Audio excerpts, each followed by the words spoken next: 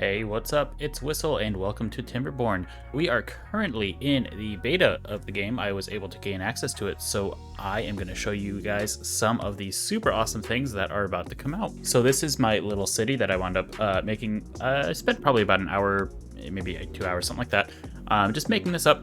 I am currently just playing with the folktales on easy mode because I just don't want to have to deal with anything in terms of running out of food or anything like that. So I figured just may as well make it as easy as possible. I shortened the droughts as much because this is just going to be a demonstration for all of the cool stuff. So I guess let's just, we're going to go take a quick little tour around the little city that I have and show you guys all of the nifty little stuff. Alright, so the first thing that I want to talk about is this new building right here. This is called an aquatic farmhouse. And what this is going to let us do, as you guys can probably tell from these lily pads here, is it's going to let us plant some stuff underwater, which is super awesome. They do wind up getting used as food. So if I go to my plant crops tab, we do have carrots, potatoes, and wheat as we typically would, but there are two new food sources in the game. There is cattails and there are spatterducks, I think, if I'm saying that correctly. So currently we have these going, the spatterducks, which I have 2,000 of, which is just kind of the way it worked out. But these can only grow underwater. So like I can place all of these down as much as I want, right on the water's edge. They are never going to plant these, as far as I know, unless something changed. There was just another patch a couple days ago on a couple things they tweaked, which I don't think they messed with any of this stuff really. At any rate, this is all going to be able to be planted underwater. It provides a lot of food. And let me just get rid of this real quick so I can, get rid of that. Perfect. So with these growing, it also allows for the grill. Let me find a good one here. Perfect. So it is a new option in the grill to make grilled spatterduck. So it takes one of those, a tenth of a log, and then you wind up getting 3 cooked pieces. So you can still wind up cooking potatoes and such as you normally would, but there's just different options, which I guess kind of leads me directly into the chestnut trees. So these chestnut trees, they take 24 days to grow. The maples, as you guys just saw, those now take 30. So they did increase the total time for those to grow by about 6 days. So they're a little bit more balanced now than what they were before. Because to be honest, in the game previously, maple trees were just broken. You just put some down and you just basically had infinite wood to do whatever the heck you wanted. And I'm definitely noticing a difference even in easy mode with the amount of wood that I'm able to get with the extra days of growing time. Anyway, there are the chestnut trees. They take 24 days to grow, and you can do 2 things with them. So you can either use them as logs, where you wind up getting 4 logs out of it, or you can use them to grow chestnuts, which I actually have one right here. So you can see resources gathering 3 chestnuts. So if you set up a gatherer flag, these guys right here, they will go around, and as the chestnuts are produced, which there is a little percentage counter up here, which is super awesome. But as they wind up getting produced, they will get picked up, and then you can put them into the grill and make grilled chestnuts. So 1 chestnut turns into 2 food pieces. Again, super awesome. Just an extra way to get some food. And I don't have any cattails going, so I can't show you that. But if I pause the game real quick, you guys might also notice this is just, there's a little bit more in depth, which I'll get to some of the stuff at some point as well. But we're going to focus on the food for right now. So, there we go. So we still have, again, carrots, potatoes, bread. As far as I know, those do the same stuff. The grilled chestnuts will provide a strength of 10, or 10% rather. The cattail crackers do carrying speed plus 10%. I probably should get a little bit of those growing just for extra stuff. The grilled spatterduck does life expectancy plus 15. I really apologize if I'm pronouncing that incorrectly, but that's a huge difference because previously I think the best life expectancy boost was like 25%. So by being able to do this, which is relatively easy, you just need an aquatic farmhouse, which I believe takes some planks to make, if I remember correctly. Yes. So 30 wood and 10 planks, so it is a little bit more advanced than your standard farmhouse, but it's really not terribly difficult once you get a forester down. Or even before then, theoretically, on some maps. But once you get your forester down to start planting trees, you can just get one of these really easily. And then there's maple pastries, which I haven't gotten to quite yet. I just kind of have been playing this game, kind of growing the city, and working on some of the cooler stuff, and not really worrying too much about like the different food sources at the moment. But the maple pastries also increase carrying speed by 10%. So I guess with the maple pastries thing, these maple trees, let me see if I can find one grown, perfect. So they produce maple syrup super slowly. I'm primarily using them, or I'm only using them for wood at the moment. But once we wind up getting I have a second little tree farm over here that I'm doing. So once that winds up getting done, I'm gonna make a section of this just for maple syrup. So we'll see what's going on with that.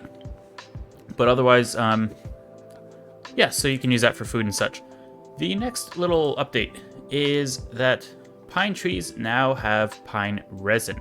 So you guys see all that little like green teardrop looking things on the wood itself and on the edges of the leaves. So that's the resin. And that leads us perfectly into, where is it? This building. So the wood workshop. So that creates, they're called treated planks, I'm sorry. So they take one plank and one pine resin in order to make a treated plank. Treated planks will allow us to unlock some extra stuff. So this is a very end game building. This is basically like the highest end building material, I suppose, in order to build some of the crazier stuff, which I will show you guys in a second. I haven't quite gotten that far, but yeah, other industrial buildings, I believe they changed a couple things. Let me just double check here real quick. Oh yes, so the tapper's shack. That's how you get the maple syrup. So that's one of these guys right here. I currently have it paused because there's no need to have any beavers in there, obviously. But that is the building that will collect the maple syrup for you. You can also have them set to pine, which I suppose I have this down here. I forgot about that. So these are just going to collect the pine resin, which is awesome. And I thought there was one more. Don't mind me clicking through all this stuff. I'm not trying to spoil anything. I guess not. Okay. So the next thing I think that I'm going to talk about is going to be the change of water physics, which is actually really awesome. So now the different speed of the water actually impacts how fast or how much power you get out of the wheels, right? So I currently have this little setup here. So this is in like a little pond. Basically, water comes in from over here, and that's about it. Oops, autosave. So the water's going to come straight on down here, and I have dams all along here, right? So that means no water's coming in through here. It's all coming in through this little L-shaped thing, which I suppose I could probably even cut down a little bit further and make it a little bit more efficient, but that's fine. What they wound up doing with the water physics is before your water wheel was stuck at 50 horsepower. I keep wanting to say beaver power, but it was stuck at 50 horsepower. So pretty much as long as it was moving, it was generating 50 horsepower. Now it's going to be dependent on the speed of the water. So if I take a look at this one right here, right now we're at 169 horsepower. This one's 179 because the water's going a little bit faster over here. Let me see if I can show that off. It's not really super clear, I suppose. But you guys will just have to trust me that the water's going a smidge faster here. And if I go to these as well, so like this is 164 because the water is able to spread out here and just take up an extra spot, whereas this one's 163, so it's not that much lower. I guess they're probably about the same. Yeah, it's about 20. So just because the water spreads out there. And then you guys are going to notice the same thing here. So this one on the end is 135. This end is 138. So those are the same. This middle one is 146 because of the water speed. And if I go to this row here, right, this is going to be the biggest difference. So we have 119 there, 114. So again, about the same. And then this is 122. This one's 91. The water's just not moving quick here. And this one, yeah, this one's even lower. So this is 89.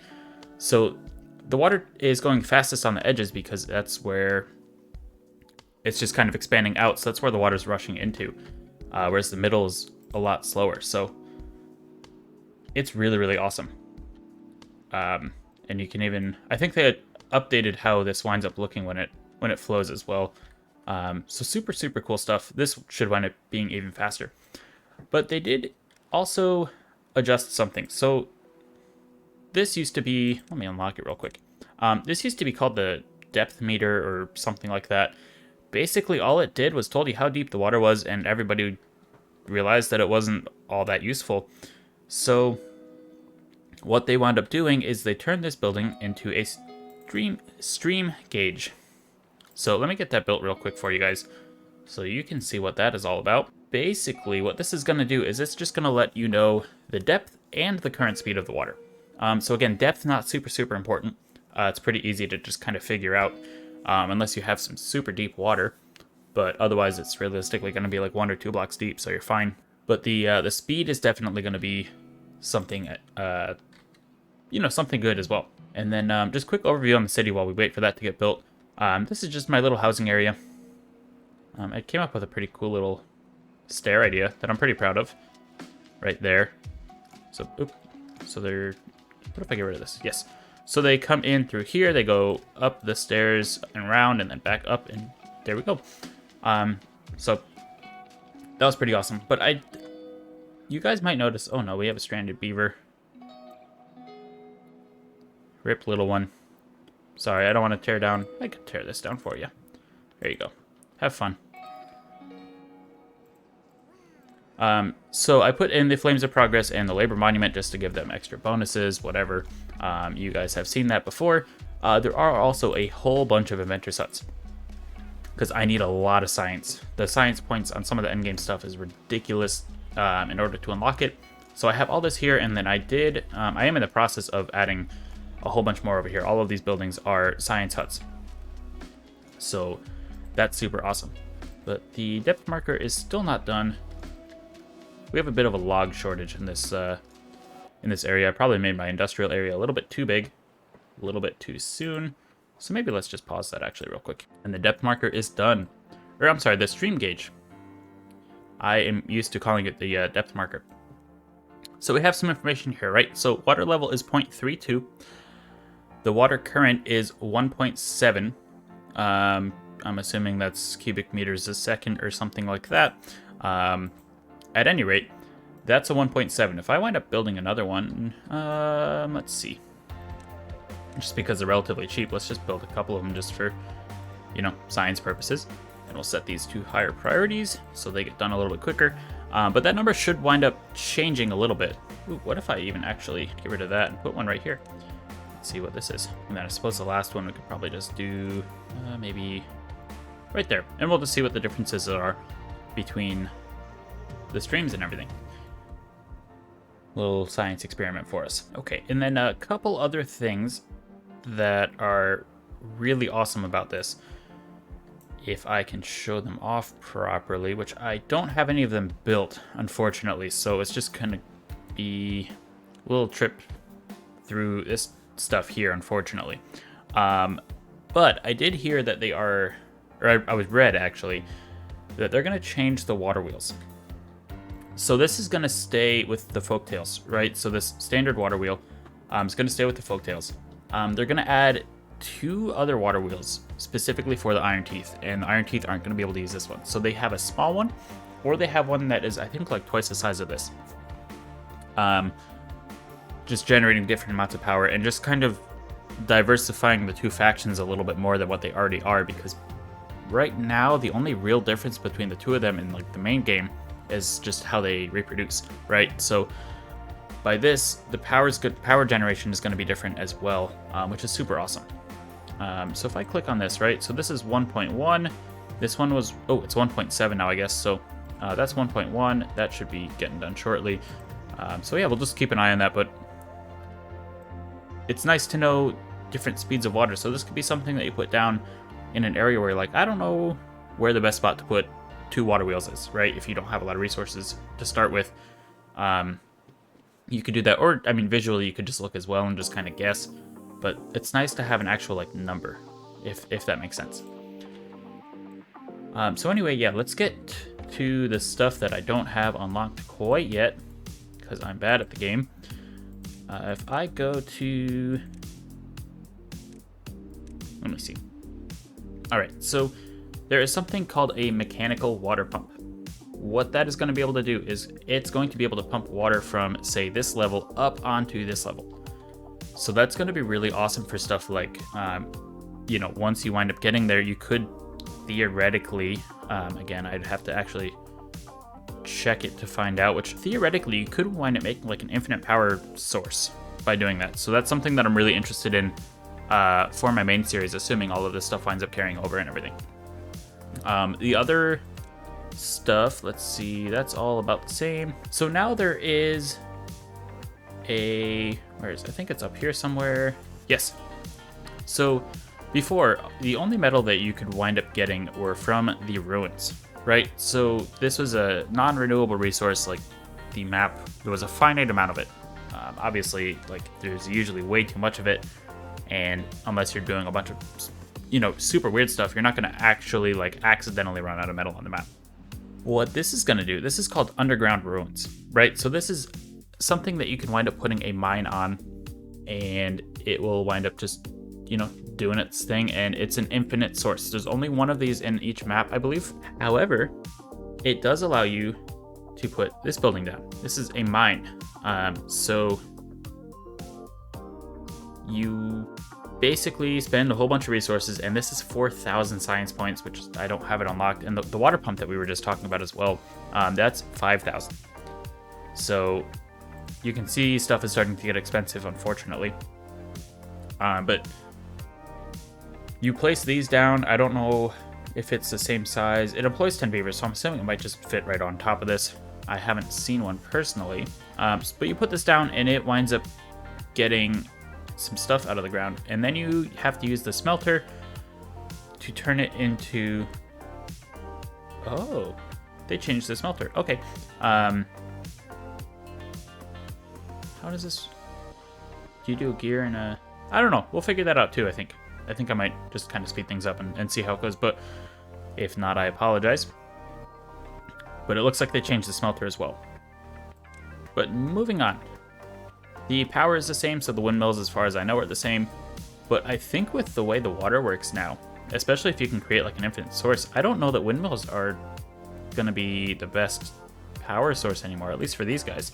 We'll have to see about the Iron Teeth. I did this faction first before they announced the whole different water wheels thing, because I figured these guys were easier to just grow a stupidly large population. Like, I have 148 beavers in the city, and I could easily add some more by just making this taller. But moving to the next thing. So we have an observatory, which I can unlock. So let's do that. An observatory is going to allow beavers to gain knowledge about the planet that they're on. You know, Earth, for most normal people. I don't know where to put this. It needs power, actually, so this is probably not a bad idea. Can I just put it right here? I can, and then it's connected. So we'll just put it right there. The observatory, it's a pretty cheap building resources-wise, again, for the end of the game. So it's only 100 planks, 50 gears, and 10 pine resin. So you don't need to unlock this, which actually, we'll get to that in a second, again, but you don't need to unlock the highest end stuff. Basically, once you have like a normal industrial thing, like something like this right here, right, you can wind up building it, and it'll just gain knowledge. And what that will do, we scroll down a little bit. So the observatory does working speed plus 10%, and then books, which were already in the game, improves your walking speed. So I'm gonna let this just play out, and it'll do its thing. Also, we do have a dry season coming, but the droughts are as short as they can possibly be, so I'm not terribly worried about it. Yeah, 2-day drought, no problem. So with this building, I had talked about the planks, right? The treated planks doing stuff. So you need the treated planks for, where is it? So you need them for the mine. You need 300 of them. So obviously this is like a super late game building, right? You also need them for the mechanical water pump, which this is a really expensive building as well that I need metal for, so I should probably start working on that. if I want to unlock it. But yeah, so this is a very late game thing that you need. But that is fine. Why do we not have any power? Oh, the drought. Right. So I guess we'll have to wait to see the observatory in action until it does its thing. But it also gives science points, which is really nice. So science points in addition to the extra bonus for having it. Definitely a really awesome thing. And the other stuff that is added to the game is in the leisure tab that I've had open for a little bit, so you guys have probably seen some images. So they kept the campfire and the rooftop terrace as they had before, and there's the carousel is also still in the game. The temple is still here as well, and they added a Lido and a mud bath. So if I pause the game again, click on the little beaver friend, and we find it right down here. So the mud bath increases working speed by 10%, and the Lido is 5%. The mud bath requires 50 power.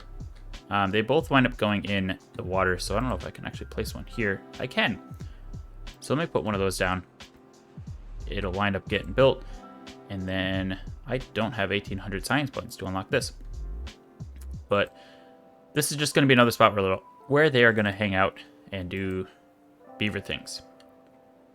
We are super short on wood, unfortunately, which is weird considering how many trees I have planted, but that's fine. I'm not terribly worried about it. And the decoration tab is the same. I don't think they've added anything to it or adjusted anything. And same with the monuments. So that is that's about it, guys. Again, I'm sorry I don't have the couple like super late game stuff unlocked. I think between all of them, it's going to cost like 10 to 12,000 science. So if you guys like this, I can wind up coming back and just finishing that up. But I feel like I just kind of rambled a whole bunch there. So you guys probably don't want to listen to any more of that. So I'm going to end the video here. I do want to thank all of you for watching. It is super appreciated. If you like the video, drop a like. If you like what I'm doing here on the channel, think about subscribing. Both of those are fantastic ways to let me know you guys support what I'm doing. Leave a comment down below if you have any thoughts, suggestions, anything like that. Otherwise, I hope all of you have a wonderful day or night wherever you are at. And as always, remember to do something kind.